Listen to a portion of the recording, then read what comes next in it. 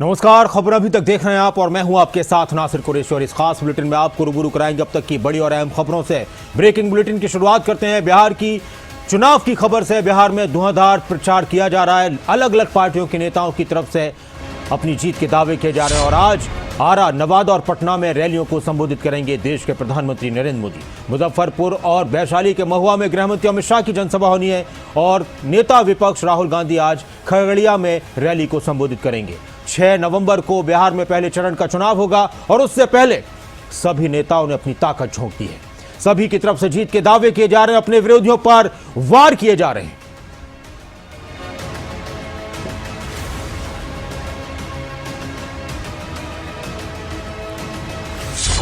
और एक और बड़ी खबर, हरियाणा के मुख्यमंत्री नायब सिंह सैनी दिल्ली और गुरुग्राम के दौरे पर रहेंगे। आज दिल्ली पहुंच चुके हैं मुख्यमंत्री। दिल्ली में कई कार्यक्रमों में मुख्यमंत्री ने शिरकत की और शाम को गुरुग्राम भी पहुंचेंगे। हरियाणा भवन में लोगों से मुलाकात करेंगे। रोहिणी में अंतर्राष्ट्रीय आर्य महासम्मेलन में भी सीएम ने शिरकत की। दिल्ली में कई अहम मुलाकातें आज मुख्यमंत्री के अलग अलग नेताओं से भी हो सकती है, अलग अलग समाजसेवियों से हो सकती है। सीएम सैनी गुरुग्राम में हरियाणा स्टेट गेम्स का भी शुभारंभ करेंगे।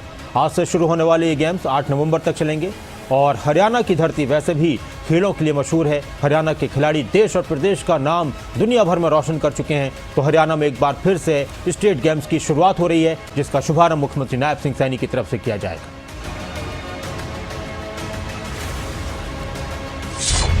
और अपने दिल्ली दौरे के दौरान मुख्यमंत्री नायब सिंह सैनी ने देश के पूर्व राष्ट्रपति रामनाथ कोविंद से मुलाकात की। रामनाथ कोविंद के आवास पर यह मुलाकात हुई। दोनों नेताओं के बीच, दोनों शख्सियत के बीच शिष्टाचार भेंट हुई और कई अहम मुद्दों पर चर्चा हुई। उसकी तस्वीरें भी सामने आई हैं। मुख्यमंत्री ने शॉल उड़ाकर पूर्व राष्ट्रपति रामनाथ कोविंद को सम्मानित किया। बुके देकर उनके आवास पर पहुंचे थे और राधा कृष्ण जी की एक छवि भी पूर्व राष्ट्रपति रामनाथ कोविंद को भेंट की।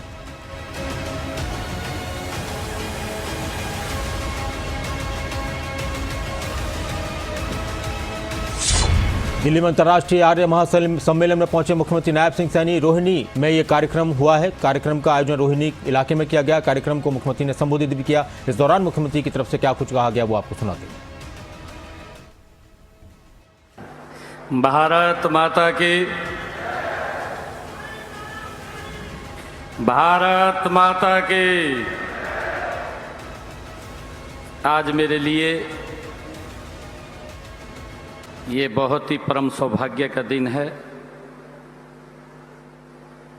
कि आज अंतर्राष्ट्रीय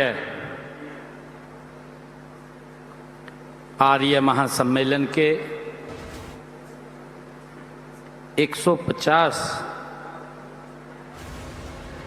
वर्ष गौरवशाली पूर्ण किए हैं और आप सबके बीच में आज मुझे आने का ये सौभाग्य प्राप्त हुआ है। मैं आप सबको दोनों हाथ जोड़ करके प्रणाम भी करता हूँ, आप सबको बधाई भी देता हूँ, शुभकामनाएं भी देता हूँ। आज इस अवसर पर पिछले 4 दिन से इस भव्य कार्यक्रम का आयोजन हो रहा है।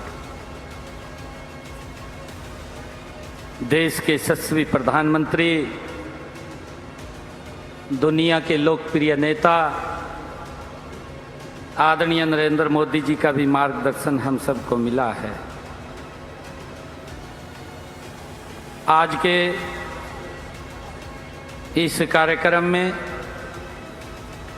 गुजरात और महाराष्ट्र के हमारे महामहिम राज्यपाल और हरियाणा के हमारे बहुत ही, जिन्होंने बच्चों को एक संस्कार और अपनी संस्कृति से निरंतर जोड़ने का काम करते हैं। और पंचकुला में सनातन संस्कृति जागरण अभियान समापन में केंद्रीय मंत्री मनोहर लाल ने शिरकत की। 2 नवंबर तक चला आध्यात्मिक आयोजन सुधांशु महाराज की अगुवाई में ये हुआ था और इस संपन्न हुआ। केंद्रीय मंत्री मनोहर लाल ने हवन यज्ञ में आहुति डाली और कहा कि मोदी युग में राजनेताओं की छवि बदली है, राष्ट्र सेवा की भावना बढ़ी है। केंद्रीय मंत्री मनोहर लाल ने ये एक अहम बात कही कि राष्ट्र सेवा की भावना बढ़ी है और मोदी युग में राजनेताओं की छवि बदली है। क्या हो रहा है दुनिया के देशों में, कौन हमारा मित्र है, कौन हमारा दुश्मन है। मोदी जी अच्छा कर रहे हैं, बाकी सरकारों को भी उसी प्रकार से आगे बढ़ना चाहिए।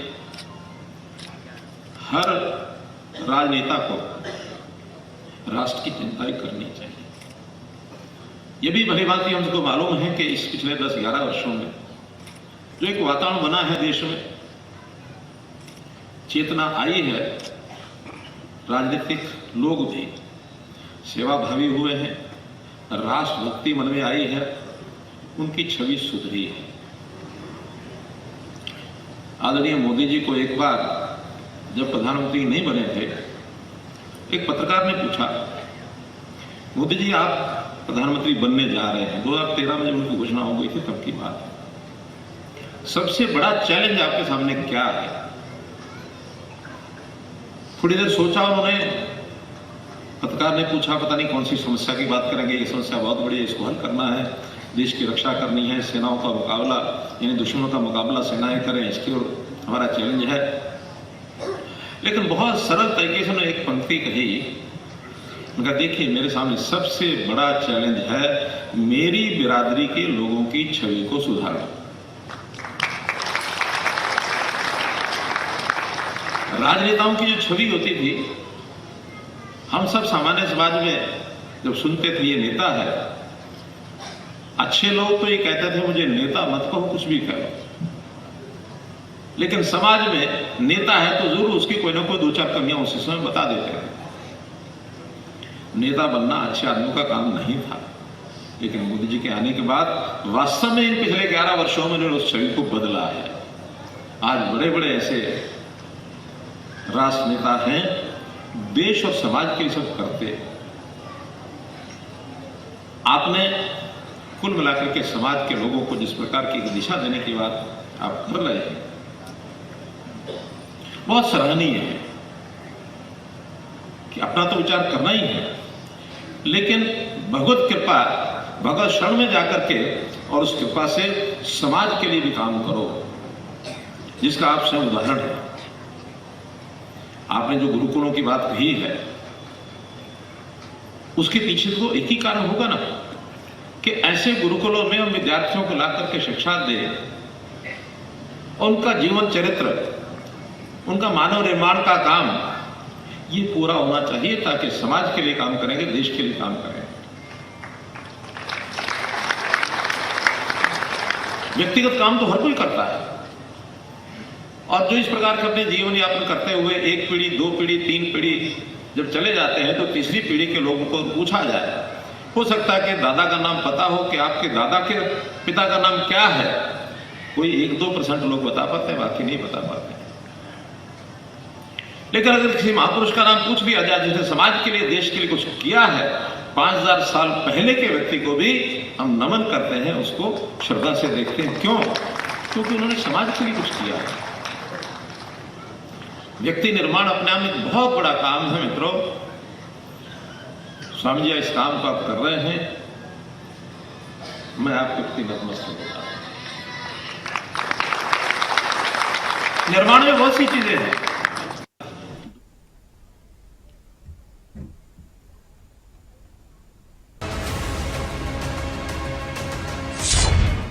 और एक और अहम खबर, हरियाणा कांग्रेस अनुशासन समिति की बैठक हुई। चंडीगढ़ में समिति अध्यक्ष धर्मपाल मलिक की अध्यक्षता में बैठक हुई और इस बैठक में सदस्य विधायक अकरम खान, अनिल धनतोड़ी भी मौजूद रहे, कैलाश सोनी और रोहित जैन भी मौजूद रहे। चंडीगढ़ में अनुशासन समिति की पहली बैठक थी। अनुशासन समिति पूरे प्रदेश का दौरा करेगी। कांग्रेस की जो अनुशासन कमेटी है, समिति है, ये पूरे प्रदेश का दौरा करेगी। कांग्रेस के अंदर सब कुछ बेहतर करने की कोशिश हो रही है। सवाल यह है कि कितना बेहतर और कितनी जल्दी और किस तरह से हो पाएगा। और धर्मपाल मलिक से हमारे स्टेट है जितेंद्र चौधरी ने खास बातचीत की। अनुशासन समिति के अध्यक्ष हैं धर्मपाल मलिक, कांग्रेस की अनुशासन समिति के। इस दौरान उन्होंने क्या कुछ कहा वो भी आपको सुनाते हैं। मलिक साहब, किस तरीके से आज ये बैठक में जो प्रारूप है वो तैयार किया गया है इनडिसिप्लिन को लेकर के, किस किस बात को इनडिसिप्लिन जो है वो माना जाएगा? डिसिप्लिन क्या है और इनडिसिप्लिन क्या है, ये हमारे संविधान में है। पार्टी लाइन से हटकर कोई आदमी बयान देता है, कोई काम करता है पार्टी के नुकसान के लिए, वो इनडिसिप्लिन है, वो सभी को पता है। लेकिन मैं आपको ये बताना चाहूँगा, हमारे पास जो भी कंप्लेंट आएगी, अब तक आई नहीं है। 5 दिन पहले ही एक कमेटी बनी है 28/10/2025 से, लेकिन हमने तो पार्टी हाईकमांड को भी आश्वासन दिया है कि हम उनकी विश्वास पर खरे उतरेंगे और हम जो ग्रुपिज्म है, पार्टीबाजी है, उनमें हम नहीं घुसेंगे। हमने पार्टी के मजबूत साहब इतना आसान है जो आपने कह तो दिया ग्रुपिज्म खत्म कर देंगे, लेकिन ग्रुपिज्म तो कांग्रेस की रग रग में है। ऐसा पिछले 10 साल 15 साल का इतिहास तो कम से कम बता रहा है। ये मैं मानता हूँ, उसका हमें खमियाजा भुगता है, उसका ही खमियाजा भुगता है। वरना लोगों की नीयत इस चुनाव में भी, इससे पहले चुनाव में भी ये थी कि कांग्रेस को लाओ, लेकिन ये मैं अपनी कमज़ोरी मानता हूँ हमारे संगठन में के अंदर जो ग्रुपिज्म हुई। लेकिन अब हम इसको पूरी सख्ती के साथ लेंगे और कोई इसके अंदर इनडिसिप्लिन जो भी करेगा, कितना ही छोटा हो कितना ही बड़ा हो, जो हमारे जुरिस्डिक्शन में होगा हम एक्शन लेंगे, हमारी जुरिस्डिक्शन से बाहर होगा तो रिकमेंड कर देंगे। अच्छा, जुरिस्डिक्शन से बाहर यानी सांसद जो हैं AICC है या AIC मेंबर है, उनके खिलाफ एक्शन हम नहीं ले सकते, क्योंकि this committee has been constituted by AICC और वो जो AICC लेवल के लोग हैं वो फैसला करेंगे। उनका प्रेरोगेटिव। आपने ये भी कहा कि लक्ष्मण रेखा जो है वो नहीं लांघनी। किस का मतलब ये है कि जो रूल्स रेगुलेशन हैं पार्टी के, उनके खिलाफ ना जाना और पार्टी की को जिस बात से नुकसान होता हो वो वायरल कर देना, वो पब्लिक में बोलना, वो पार्टी के नुकसान की बात है, वो इनडिसिप्लिन के डेफिनेशन में आएगा। हमने देखा कि कुछ नेता जो हैं वो पूर्व मुख्यमंत्री भूपेंद्र हुड्डा के पक्ष में खड़े नजर आते हैं, तो कुछ कांग्रेस के ही नेता उनके विरोध में बयानबाजी दिखाते हैं, एक अलग से कांग्रेस के अंदर एक अलग मोर्चे को दर्शाने की कोशिश करते हैं। इन तमाम चीज़ों पर क्या सोमोटो लिया जाएगा या शिकायत रहेगी, क्या रहेगा? नहीं, जो कंप्लेंट आएगी उसके बेसिस पर करेंगे। हमारे पास अब तक कोई कंप्लेंट नहीं आई है और उस कंप्लेंट का क्या आधार है, किस लेवल की कंप्लेंट है, उसके संबंध में प्रभारी जी से, पार्टी प्रधान से और सेंटर के नेताओं से सबसे बात करेंगे। सबकी एक राय होगी तो हाँ, उसके अकॉर्डिंगली करें, क्योंकि हमने पार्टी को बिखराव में थोड़ा लेना। पार्टी ये राजनीतिक पार्टी है, लोगों से, जनता जनार्दन से ही मजबूती आएगी। तो हम उनको कान पकड़े निकाल दें ऐसा नहीं, वो देखेंगे कि भाई वो आदमी अगर ठीक हो सकता है तो अच्छी बात है, वो मौका भी दिया जाएगा। कोई एक्शन होगा तो क्या वो 6 साल का जो प्रारूप बना हुआ है उसी तरीके से? नहीं, वो देखो कुछ और एक्शन भी हो सकता है, वार्निंग भी हो सकती है उसके खिलाफ, टेम्परेरी उसके खिलाफ पार्टी से डिस्क्वालिफिकेशन भी हो सकती है और फॉरएवर पार्टी से निकाला जा सकता है, 6 साल के लिए भी निकाला जा सकता है। वो अकॉर्डिंग टू हिज जो उसने किया है पार्टी के विरोध में काम, उसके मुताबिक। तो धर्मपाल मलिक कांग्रेस की डिसिप्लिनरी कमेटी जो बनी है उसके अध्यक्ष है। आज कमेटी की पहली बैठक भी हुई थी। आने वाले समय में अलग अलग 5 जोनों में हरियाणा को बांटा गया है, जहां पर जाकर के जो बैठक है वो डिस्ट्रिक्ट के पदाधिकारी जो कि पहले से डिफाइन किए गए हैं कि कौन कौन उस बैठक में होंगे, उनके साथ बैठक की जाएगी और साथ ही इमीडिएट एक्शन लिया जाएगा अगर लक्ष्मण रेखा कार्यकर्ताओं की तरफ से लांघी गई तो। चंडीगढ़ से कैमरामैन जस्सी के साथ जितेंद्र चौधरी, खबरें अभी तक।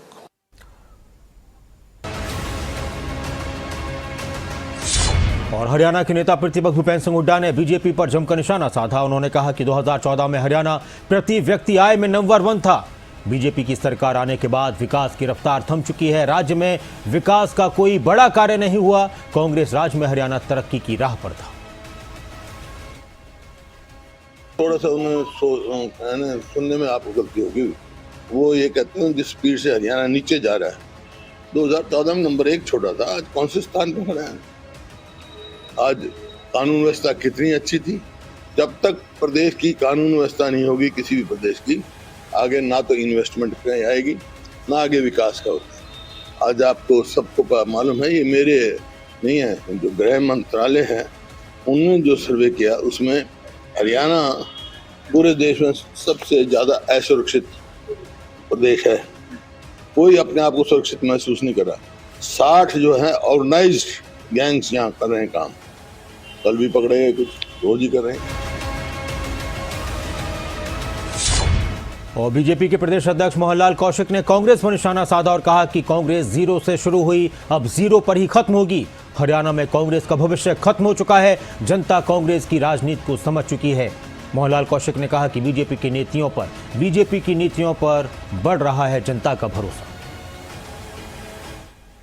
कांग्रेस वालों को मुझे तो ये लगता है कि कभी अकल आएगी नहीं, क्योंकि अकल तो उनकी जा चुकी है। क्योंकि पाप इतने कांग्रेस पार्टी ने किए हैं। कांग्रेस पार्टी ने जो देश के साथ खिलवाड़ किया है, कांग्रेस पार्टी ने जो देश के लोगों की भावनाओं के साथ खिलवाड़ किया है, ये उसी का परिणाम है कि कांग्रेस से जीरो की तरफ है और धीरे धीरे जीरो पर चली जाएगी और कांग्रेस से भारत से खत्म हो जाएगी, हरियाणा से भी खत्म हो जाएगी। तो वहीं कांग्रेस विधायक गीता भुक्कल ने बीजेपी पर निशाना साधा और चुनाव आयोग पर भी आरोप लगाए। बिहार चुनाव का जिक्र करते हुए उन्होंने कहा कि बिहार में एनडीए के खिलाफ माहौल बन चुका है। महागठबंधन की इंडिया गठबंधन की जीत तय है। गीता भुक्कल ने कहा कि राहुल गांधी ने सरकार की सांठ-गांठ को उजागर किया है। राहुल गांधी अकेले नहीं हैं, पूरा देश उनके साथ है। जिस प्रकार से एसआईआर बिहार में हुआ, सुप्रीम कोर्ट तक मामला गया, कितने लोगों के वोट जो है वो काट दिए गए, वोट के अधिकार से उनको वंचित कर दिया गया। कितने घर परिवार ऐसे मिले जिनके एक कमरे में 60-60 वोट मिले। और इसी को लेकर आदरणीय राहुल गांधी जी ने एक मुहिम जो पूरे देश भर में चलाई है। हम सलाम करते हैं हमारे नेता को कि राहुल गांधी जी जो लीडर ऑफ अपोजिशन है, उन्होंने टक्कर लेके रखी हुई है बीजेपी की सरकार से। वही तो हमने आपको भी कहा कि इलेक्शन कमीशन जो है पूरी तरह से भारतीय जनता पार्टी की केंद्र सरकार की कठपुतली बन गया है। इलेक्शन कमीशन का काम होता है फ्री एंड फेयर इलेक्शन करवाना, और फ्री एंड फेयर इलेक्शन में उनको सभी राजनीतिक दल जो हैं सभी को संतुष्ट करना पड़ता है। तो ऐसे में देश के प्रधानमंत्री हैं, हमारे आदरणीय हैं, पूरे देश के प्रधानमंत्री, पूरे देश के मुख्यमंत्री, पूरे देश के नेता, मीडिया, पैसा सारा का सारा बिहार में पूरी तरह से वहाँ पर जो है झोंक दिया गया है इस चुनाव के लिए। डेमोक्रेटिक सेटअप में जनता महान होती है। लोकतंत्र में government of the people, by the people, for the people. तो लोगों को, आप बिहार के लोगों को अपना चुनाव लड़ने दें। आप उन पे क्यों दबाव की राजनीति कर रहे हैं? जहाँ ईडी सीबीआई का दुरुपयोग करते हैं, उसके साथ साथ में डराने धमकाने का काम कर रहे हैं। वहाँ पर लॉ एंड ऑर्डर की स्थिति बद से बदतर हो चुकी है। जिस प्रकार से एसआईआर बिहार में देश के प्रधानमंत्री जी की दिखाए हुए मार्ग पर चल रहे हैं कि अब वो बिहारी कैसे हैं। अब मैं तो ये चाहती हूँ कि हरियाणा के मुख्यमंत्री जी हरियाणा के मुख्यमंत्री हैं, ये ठोक के दावा पेश करें कि मैं ही प्रदेश का मजबूत मुख्यमंत्री हूँ, मैं ही यहाँ का सेवक हूँ, मुझे ही लोगों ने यहाँ की सेवा के लिए मुख्यमंत्री की जिम्मेवारी दी है। मैं माननीय हमारे नायब सिंह सैनी जी, प्रदेश के माननीय मुख्यमंत्री जी से आग्रह करती हूँ, हरियाणा की जनता को ठोक बजाकर कहें कि मैं प्रदेश का मुख्यमंत्री हूँ, मैं ही रक्षक हूँ, मैं ही लॉ एंड ऑर्डर की स्थिति ठीक करूँगा, मैं ही बहन बेटियों को उनके अधिकार दूंगा, मैं ही बेरोजगार युवाओं को रोजगार दूंगा, मैं ही किसानों के साथ न्याय करूंगा। नायब सैनी जी हरियाणा प्रदेश के अगर मुख्यमंत्री अच्छे से हैं तो वो ठोक कर कहे मैं मुख्यमंत्री और प्रदेश को आगे ले जाने का काम करूंगा। आज बद से बदतर हालात हो गए हैं प्रदेश में। डीजीपी रैंक के व्यक्ति सुसाइड कर रहे हैं, एएसआई सुसाइड कर रहे हैं, किसान सुसाइड कर रहे हैं, और मनीषा हत्याकांड हुआ। और इसके अलावा लॉ एंड ऑर्डर की स्थिति पर जब हमने एडजर्नमेंट मोशन लगाया था तो मुख्यमंत्री जी चुटकुले सुनाने लग गए थे और वहां जाकर कह रहे हैं बिहारी हैं। ठीक है, आप बिहारी हैं, हम तो सबसे पहले हिंदुस्तानी हैं, हम भारत के लोग हैं, हम हरियाणा वासी हैं।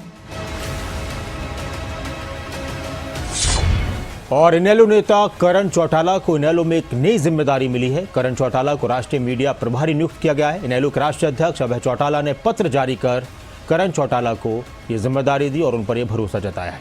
तो करण चौटाला को अब एक और जिम्मेदारी मिली है, उनको इंडियन नेशनल लोकदल पार्टी का राष्ट्रीय मीडिया प्रभारी नियुक्त किया गया है।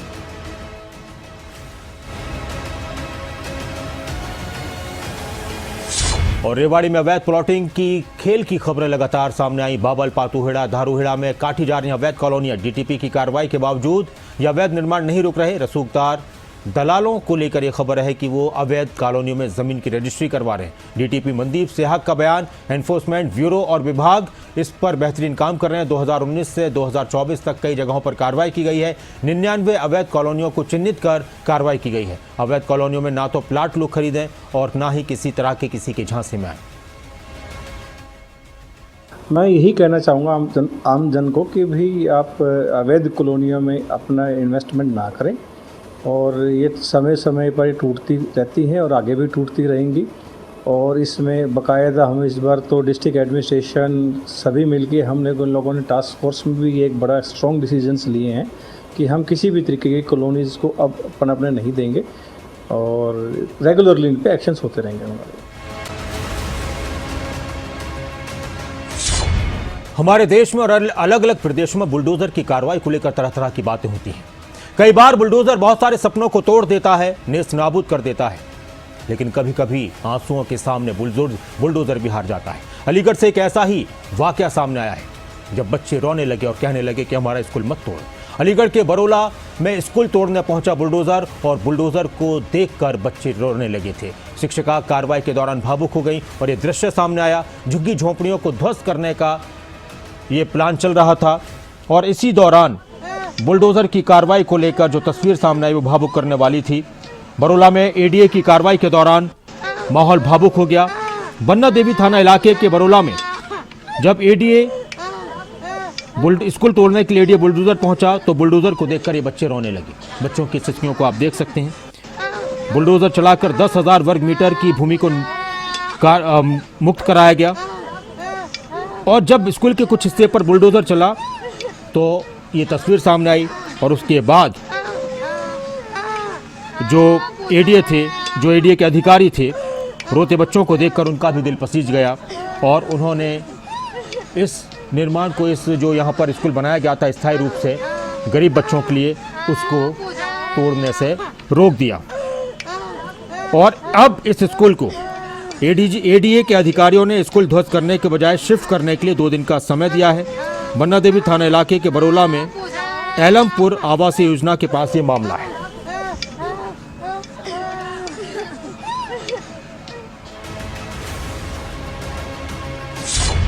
और हमीरपुर में दबंगों की गुंडागर्दी का वीडियो वायरल हो रहा है। कार सवार युवक के साथ बीच सड़क पर मारपीट का वीडियो सामने आया है। बाल पकड़कर युवक को बेरहमी से पीटते रहे दबंग। मारपीट के दौरान सड़क पर भीड़ भी जुटी। घटना का वीडियो तेजी से वायरल हो रहा है। पीड़ित ने शिकायत भी दर्ज कराई है। ये वीडियो फुल स्क्रीन में दिखा दीजिए सुरेंद्र जी इस वीडियो को। बिम्बार थाना पुलिस ने मामले की जांच शुरू की है।